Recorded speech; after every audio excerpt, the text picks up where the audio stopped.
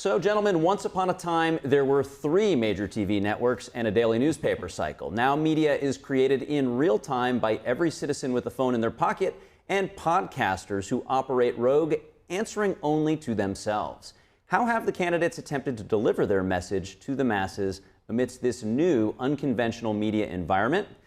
Let's jump over to let's start with you again. Well, first, I was a former producer for one of those networks, so let's start there. I think my podcast is a little bit different. Can we please talk? Go download new episodes every Monday. But I started it differently because I came at it from a producer lens and able to secure interviews with members of Congress, journalists and correspondents like you guys, and analysts, experts that can talk about foreign policy and military affairs. I think the candidates have used it really advantageously. Look, there's about maybe 3 to 6 million people that watch linear traditional cable news. Joe Rogan gets 11 million downloads a month. Where are you going to go to do an interview? And I think for Kamala Harris this cycle, Call Her Daddy is a popular female podcast formerly on Barstool Sports.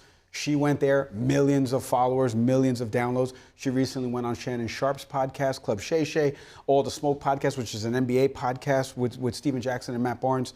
They're using it in non-conventional ways. And I think what has come out of this cycle, at least the through line for me, has been it's humanizing some of these folks. I've heard people in the golf industry where I formerly worked in talk about Bryson DeChambeau's video with former President Trump and how they felt like it humanized him, right? So then when Democrats run the messaging around democracy and he's a threat to democracy, but here he is playing golf with a popular golfer who's won the US Open twice, it doesn't jive, right? Which is why I told Democrats message in a different way. But it's been interesting to see because without that podcast and me starting it back in October of 2020, I'm not here right now potentially talking. And I think it's allowed folks to be able to get their voice out.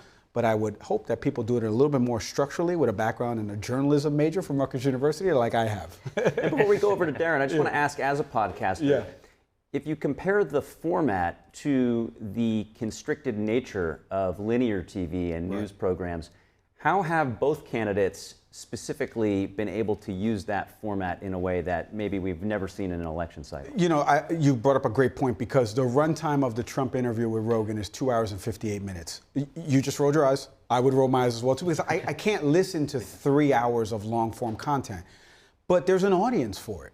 And the one thing in the podcast space, I look at analytics, right? The sweet spot's always about a 45-minute episode because people are working out at the gym or they're commuting to work, so they're able to listen to a podcast at least over 78% through. When you do 3 hours, that means they have to break it up.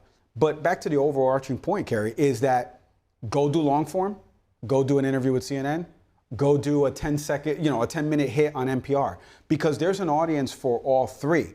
Where the bigger audience is right now is this alternative media, which is the Joe Rogans of the world, the Mike Leons of the world, the Can We Please Talk. So they're hitting all of them this election cycle, but it is interesting to watch because the campaigns are looking at it based on what's the listener demographic, does it make up voters, also are any of them in swing states? Because that would be great as well too.